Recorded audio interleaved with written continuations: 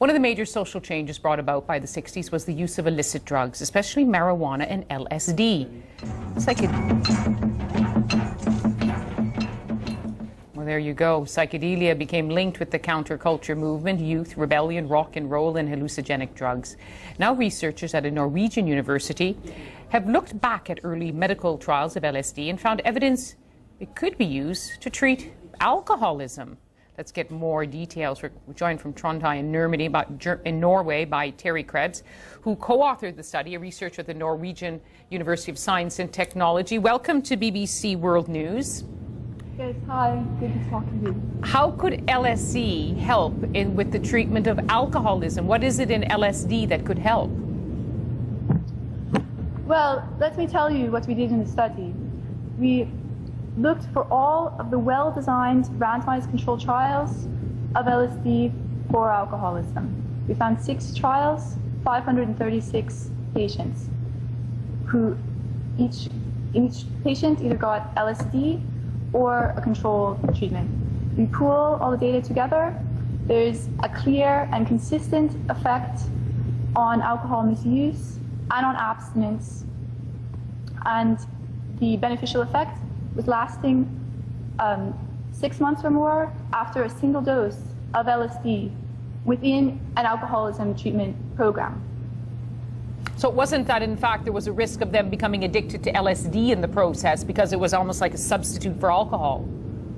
No, LSD is not considered an addictive drug.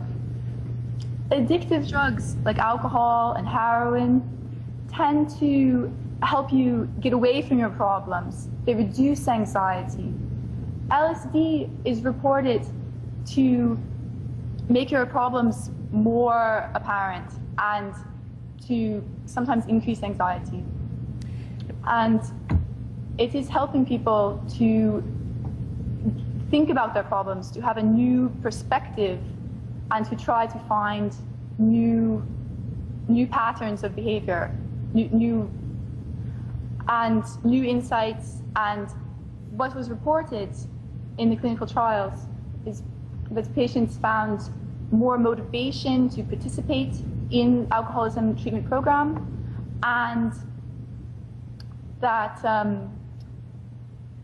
that they found more insights into why did they keep returning to alcohol. But I understand this was being said in the 50s and 60s. Why wasn't this advice heeded and taken up seriously then? It seems that the trials were misinterpreted. Some of the trials by themselves had too few patients to really make a conclusive answer.